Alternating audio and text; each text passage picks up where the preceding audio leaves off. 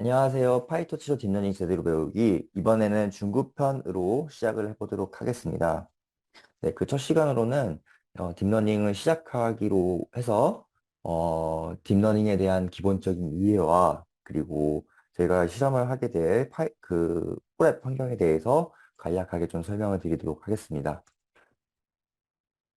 본 강좌는 일단 파이토치를 바탕으로 해서 딥러닝에서 컴퓨터 비전과 시퀀스 데이터를 처리하는 방법에 대해서 배우도록 하겠습니다. 그래서 딥러닝의 이론부터 실습까지 다루는 강좌고요. 그다음에 데이터를 처리하는 테크닉을 배우도록 하겠습니다. 그리고 이 강좌 같은 경우에는 파이썬에 대한 기본적인 지식이 있으신 분들을 추천드리고요. 그다음에 파이토치에 대한 기본 기초 지식이 있으신 분을 추천드리겠습니다. 파이토치에 대한 기초 지식 같은 경우에는 제가 초급 강좌에서 한번 다룬 적이 있습니다. 그 강좌를 한번 듣고 이 강좌를 들으시는 것이 조금 더 이해에 도움이 되실 것 같습니다. 여기서는 아주 기초적인 파이토치에 대한 내용을 다루지 않기 때문에 어, 제가 이론과 모델 위주로 설명을 드릴 겁니다. 그렇기 때문에 반드시 파이토치 기초에 대한 강좌는 따로 먼저 선수로 들으시고 그 다음에 들어보시는 것을 추천드리겠습니다.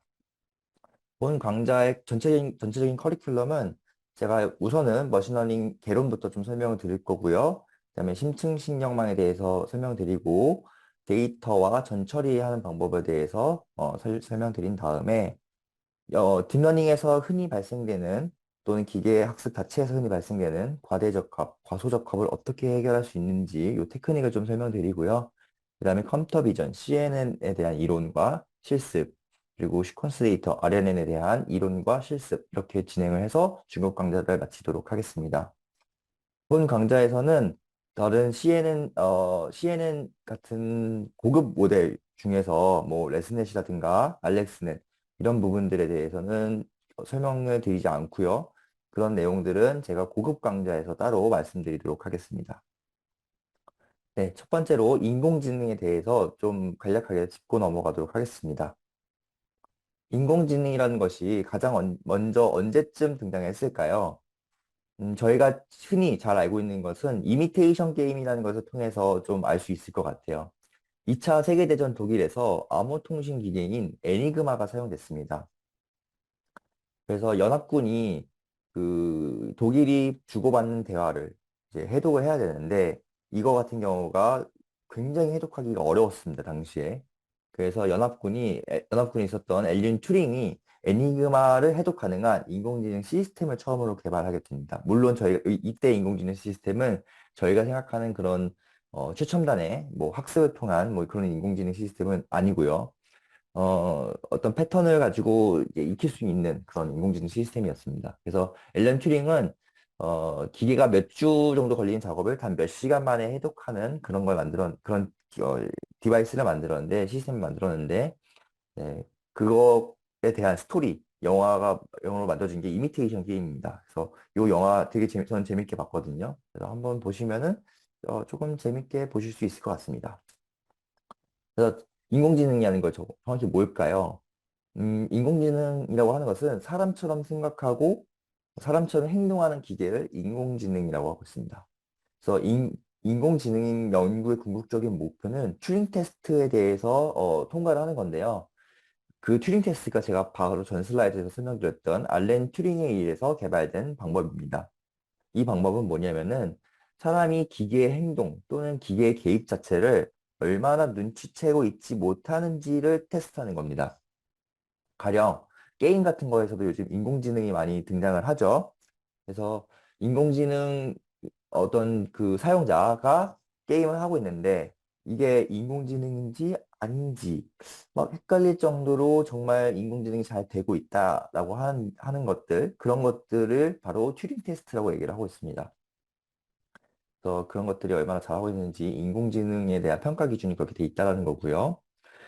그리고 그 인공지능 안에서 기계학습이라고 하는 것들이 있습니다. 기계학습은 데이터를 통한 학습을 바탕으로 인공지능 시스템을 자동 개발하는 기술입니다.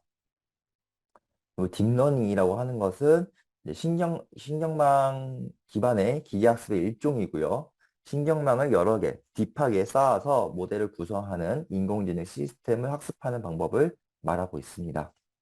그래서 사실 인공지능의 역사 자체는 1960년대부터 시작했습니다.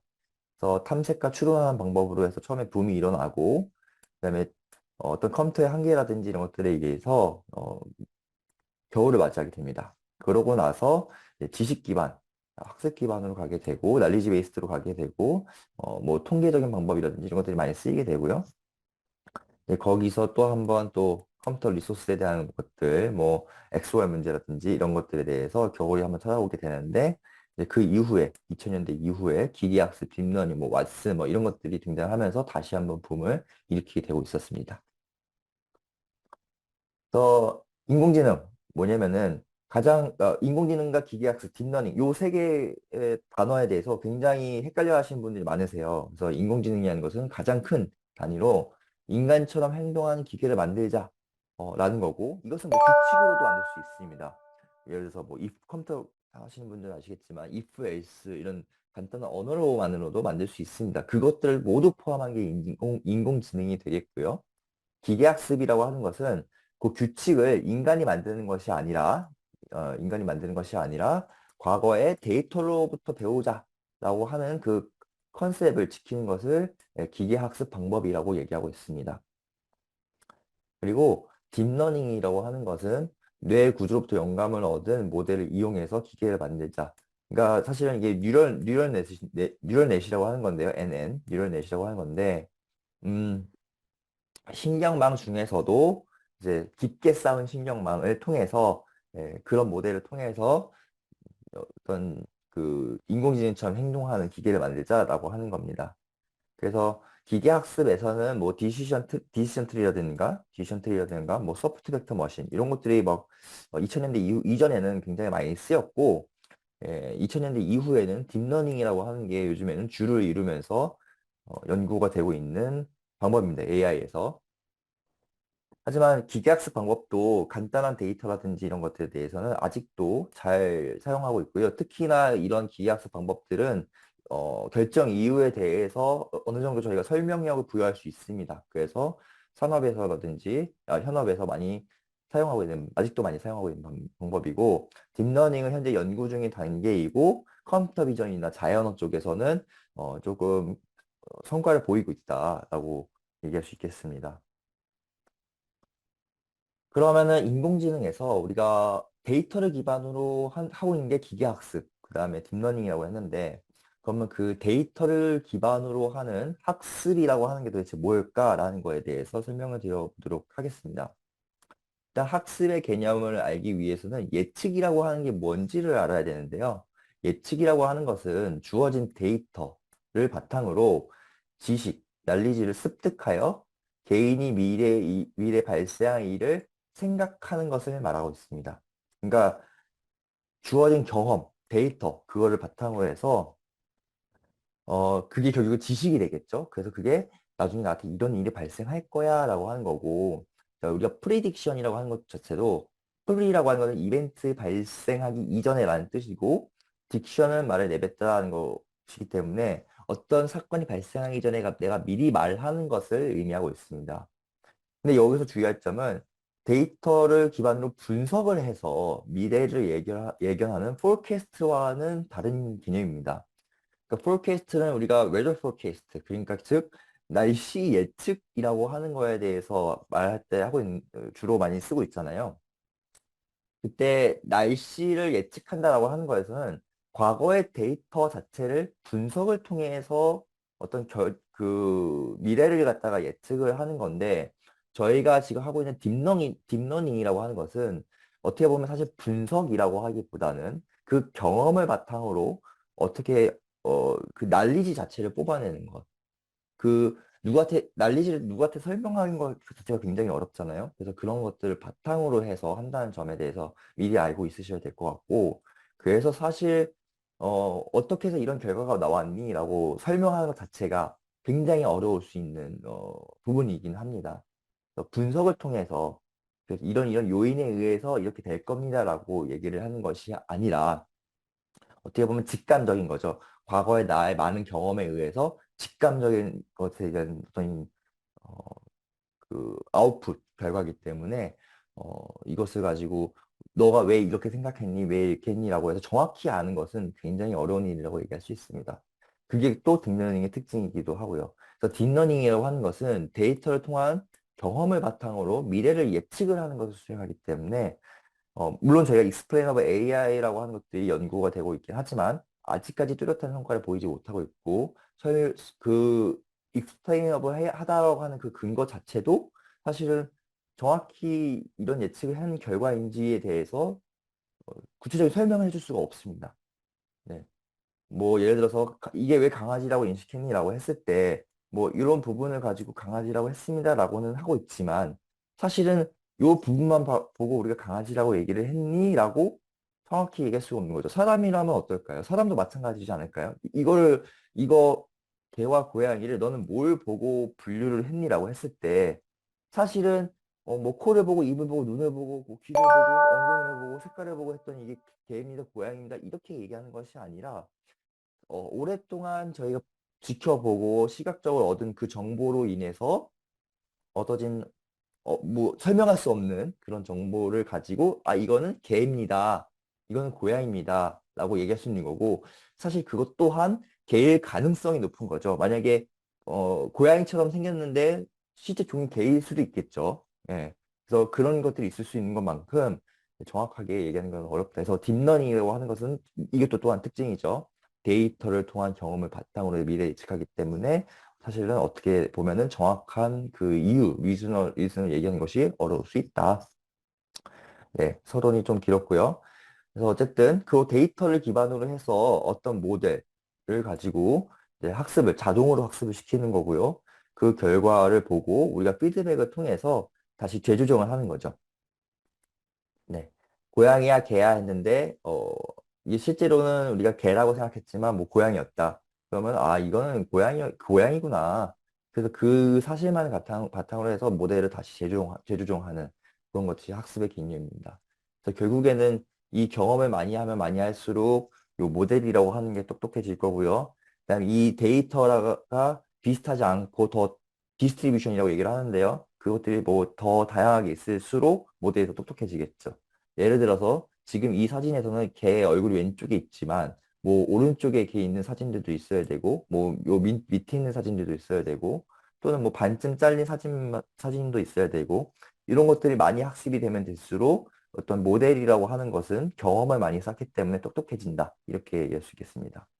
그래서 가령 그 현업에서 많은 전문가분들이 말씀하실 때 데이터가 얼마만큼 필요한가요? 라고 말씀을 주시는데 정말 어떻게 보면 대답하기 곤란한 질문인 것 같습니다. 데이터가 많으면 많을수록 좋다라고 얘기를 하는 거고 사실은 그 많으면 많을수록 좋다라는 것 내에서는 이렇게 디스트리뷰션이 다른 데이터가 많으면 많을수록 좋다라고 하는 것을 내포하고 있기 때문에 여러분들이 인공지능 모델을 학습하신다 또는 활용하신다라고 생각하신다면은 굉장히 디스트리뷰션이 다양한 이 형태가 다양한 데이터를 많이 갖고 있어야 된다. 그 많이라고 하는 것은 사실 어떻게 딱 정형화해서 얘기할 수 없다. 네, 이렇게 알고 계시면 될 것 같습니다.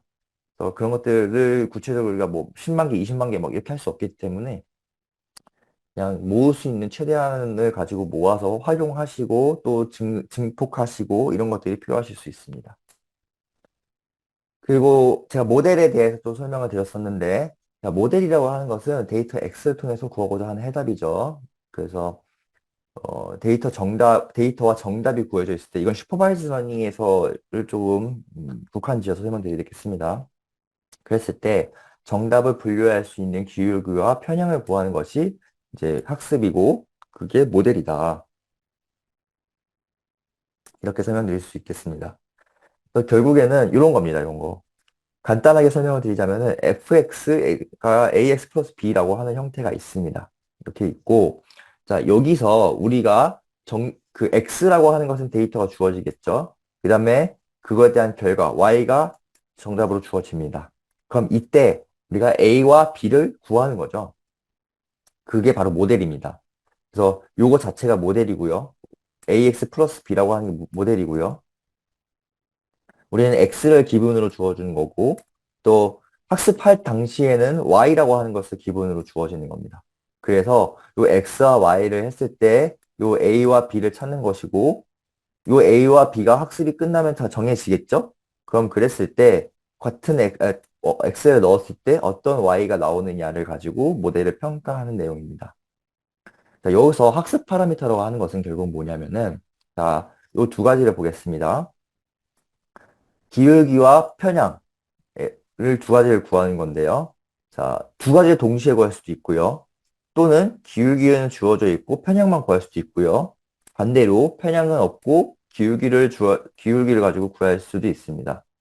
그래서 학습을 한다는 것은 요 A와 B를 구한다는 것이고, 물론 딥러닝에서는 그런 것들 유닛들이 굉장히 많이 있고, 서로 복잡하게 얽히적히 설겨 있고, 네, 그것이 어, 딥하게 쌓여 있다는 게 특징이고, 아주 간단하게 보자면 사실은 이 내용이 학습에 대한 정의입니다. 그러면 이런 케이스는 어떨까요? 네.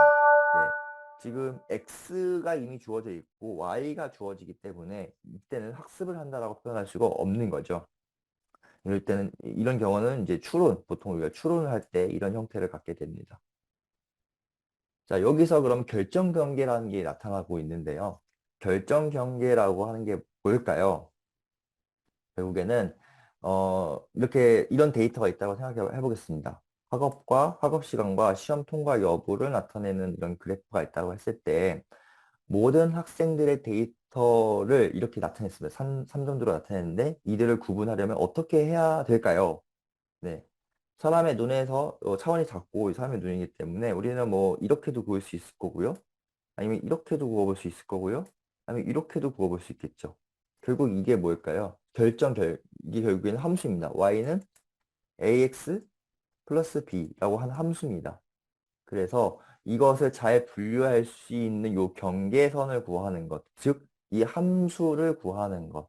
그게 결정 경계라고 말을 하고요. 다양한 답이 나타날 수 있지만, 이 데이터가 더 많다라고 했을 때 그 경계를 정말 잘 구분 지을 수 있는 함수를 찾아내는 것이 목표가 될 수 있겠습니다. 그래서 펄세트론을 학습한다는 것은 데이터 범주를 잘 구분하는 직선을 찾는다는 의미이고, 그런 것을 이제 결정 경계라고 합니다. 이것은 비단 지금 펄셉트론에서만 얘기를 할 수 있는 건 아니고요. 디시전 트리나 뭐 머신러닝 뭐 이런 쪽에서도 다 비동일한 언어로 얘기를 하고 있습니다. 디시전 트리, 결정 경계라고 부르고 있습니다. 그래서 지금 이와 같이 데이터를 하나의 직선으로 두 범주를 구분할 수 있었던 것을 선형 구분이라고 얘기를 하는데요. 그냥 그렇게만 알고 계시면 될 것 같습니다. 보통적으로는 선형 구분으로서 많이 나타낼 수 없습니다. 왜냐하면은 이 데이터가 굉장히 차원수가 높겠죠. 그렇다고 하다 보면은 이게 면이 될 수도 있고요. 그보다 더 높은 차원이 될 수도 있겠습니다. 그래서 이것은 지금 제가 그냥 설명을 드리기 위해서 선형 구분이라고 이렇게 정의를 내린 거고요. 그래서 결정 경계 같은 경우는 제가 마찬가지로 앞에서 설명드렸다시피 데이터를 잘 구분하는 직선을 이제 매기면서 찾고 싶은 건데 처음에는 이렇게 임의의 직선으로 시작합니다. 왜냐하면 우리가 ax 플러스 b에서 라고 하는 거에서 이 a와 b를 그냥 빈칸으로 둘 수 없으니까 아무런 랜덤 값으로 처음에 두게 됩니다. 뭐 그렇게 되면 이렇게 될 수도 있고요. 또는 뭐 우연치 않게 잘 이렇게 그어진 그래프가 될 수도 있겠죠. 모델이 될 수도 있겠죠. 근데 이게 이제 학습이 시작을 하면서 점점 뭐 이렇게 이동한다든지 이런 결정이 되는 거죠. 학습을 하면서. 다만 데이터의 특성에 따라서 모든 점을 분류하지 못할 수도 있습니다. 이게 바로 정확도가 100%가 될 수 없는 이유고요. 하지만 100%가 될 수 있습니다. 이 데이터 특징이 굉장히 이렇게 잘 떨어져 있고 바이어스 되어 있다고 한다면 이것은 100%가 될 수도 있겠죠. 100%에 매우 근접하게 갈 수도 있습니다. 하지만 그것이 이론적으로는 사실은 쉽지 않기 때문에 100%가 안 되는 이유기도 하고요. 그래서 과거에서는 데이터 전처리를 통해서 최대한 이런 포인트들을 일로 밀어주려고도 많이 작업을 했던 거고, 이런 지저분한 뭐 피처가 있다고 한다면은 엘리미네이트해서 지우기도 했던 거고요. 뭐 지금도 그렇게 하고 있긴 하지만요. 그래서 결국에는 이런 데이터의 전처리가 잘 돼 있는 경우에는 모델이 가벼워도 또는 서포트 벡터 머신이라든지 디시전 트리 같은 간단한 모델로도 잘 구분할 수 있다. 하지만 이렇게 복잡한 경우에는 이 결정 경계가 어떻게 그어져야 될까요? 뭐 이런 식으로 그어져야 되겠죠. 그래서 이런 경우에서는 뭐 딥러닝이라든지 이런 방법들이 현재는 잘 먹혀들고 있다. 이렇게 설명하면 될 것 같습니다. 그리고 또 학습 방법에 대해서 설명을 드리도록 하겠습니다. 학습 방법은 많이들 들어보셨을 거예요. 우리가 관측 가능한 데이터 벡터 X, 그러니까 결국엔 데이터에 대해서 자, 지도 학습이라고 하는 것은 라벨이 있는 경우에 얘기하습니다. 타겟 아웃풋인 거, 리스폰스가 있는 거. 그래서 그런 것들이 매칭이 돼서 학습을 이루게 하는 것들을 말하고 있고요. 비지도 학습 같은 경우에는 그런 것들이 없는 경우, 그래서 데이터의 리프레젠테이션, 그러니까 그냥 X의 어떤 분포라든지 그런 것들만 가지고 결정 경계를 찾는 것, 그것이 비지도 학습이 될 거고요. 강화 학습이라고 하는 것은 자, 우리가 액션이라고 하는 거, 그다음에 보상이라고 하는 거, 그런 것들을 통해서 자, 여기 이제 환경이라는 것도 있을 건데요. 환경. 네. 그런 것들을 통해서 어떤 리워드 방식을 주고 그 리워드를 맥시마이즈 하는 것. 그래서 체스 게임이라고 예시를 들자면 내가 여기서 이렇게 해서 이동했을 때 그때 그게 이제 이동한다는 것이 액션이 될 거고요. 이렇게 이동했을 때 졌니 이겼니가 이제 리워드가 되겠죠. 이제 그런 것들을 가지고 이제 최적의 방법을 찾아내는 게 강화학습, 레인포스먼트 러닝이라고 얘기할 수 있겠습니다. 그다음 최근에 준지도 학습이라고 좀 많이 각광받고 있는데요.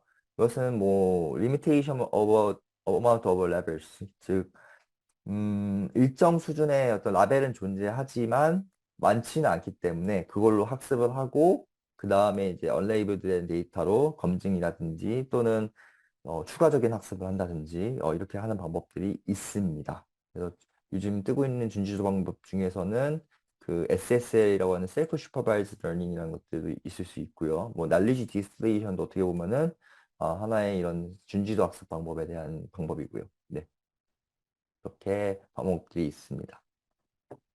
그래서 지도학습 제가 앞에서 잘 설명드렸던 것 같은데 간단하게 좀 넘어가겠습니다. 그림을 통해서 설명을 드린 정도 수준으로 해서 자, 훈련 데이터에 의도와 명시된 답이 있고 이를 모델 학습하는 경우를 의미하고 있고요. 클래시피케이션 같은 경우는 이렇게 해서 결정 경계 잘 찾는 것, 그 다음 리그레션 같은 경우에서는 요 선에 대한 값, 그래서 실수에 대한 예측을 하는 것을 리그레션이라고 얘기하습니다. 마찬가지입니다. 여기 가중치라고 하는 것이 있고 편향이라는 것이 있고요. 정답 라벨이라는 것이 있어서 결국에는 요게 잘 일치하느냐 아니냐를 통해서 결정 경계를 찾는 것을 지도학습이라고 얘기하고 있습니다. 비지도학습은 의도한 답이 없고요. 그것을 뭐 클러스터링이라든지 대표적인 클러스터링이죠. 그래서 데이터의 분포를 가지고 우리가 이렇게 결정 경계를 찾는 것, 네, 그것을 클러스터링이라고 얘기하고 있습니다. 준지도 학습 같은 경우는 라벨이 충분히 달려있지 않고 그 다음에 그것들을 활용하지 못할 때 사용하는 방법이고요. 이런 식으로 손오공이라고 하는 거는 알고 있습니다. 자, 이게 베지터라고 하는 거는 알고 있어요. 근데 너무 하나밖에 없는 거죠. 그러고 나서 이런 이미지가 왔을 때 이것은 어디에 가깝니? 라고 하면 자, 이런 옷 색깔이라든지 뭐 모양, 얼굴 이런 것들이 여기가 비슷하기 때문에 이렇게 가까워지겠죠. 우리가 데이터 디스트리뷰션 자체를 가지고 분류를 한다고 한다면요. 자, 이것도 마찬가지일 거예요. 그 베지터 같은 경우에는 여기에 가까워지겠죠. 이제 이렇게 가까워지겠죠. 그래서 정답이 있는 데이터 몇 개를 가지고 이렇게 결정 경계를 만들어 놓은 다음에 그 다음에 없는 데이터들을 가지고 비슷한 것끼리 묶어보세요라고 해서 하는 그 모델을 만드는 것이 이렇게 준지도 학습이고 자 이렇게 해서 모델이 만들어졌습니다. 그러면 새로운 어떤 데이터가 들어왔을 때 또 이 그룹과 비교를 하다 보면은 이쪽에 가까운지 이쪽에 가까운지가 나타날 수 있겠죠. 그래서 거기에 더 가까운 쪽으로 분류를 하게 되는 그런 방법이고 만약에 이게 또 포함이 되면 또 다시 이렇게 늘리는 결정 경계를 늘리는 이런 방법이 될 수 있겠습니다. 대표적인 걸로 보면은 애플이라든지 뭐 저는 이제 애플을 사용하다 보니까 아이폰에서 그 얼굴을 가지고 비슷한 사람끼리 자꾸 매칭해 주는 방법이 있잖아요. 그런 것이 정확히는 그런 메커니즘이 되어 있는지 모르겠지만 겉모습으로만 봤을 때는 이런 원리로 동작한다고 추측해 볼 수는 있습니다. 그래서 내 얼굴 몇 개 이렇게 라벨이 달려져 있는 몇 개 이렇게 지정해 주면 그 다음에 새로운 이미지에 대해서 비슷한 것끼리 이렇게 묶어주게 되고 그 다음에 그것을 우리가 다시 한번 검토를 통해서 확인해 주는 작업이 있잖아요. 그렇게 되면은 여기 또 안에 이렇게 들어가고 이런 식으로 많이들 하고 있고요. 뭐 음악 추천 서비스라든지 이런 것들도 이런 방법을 많이 이용하고 있습니다.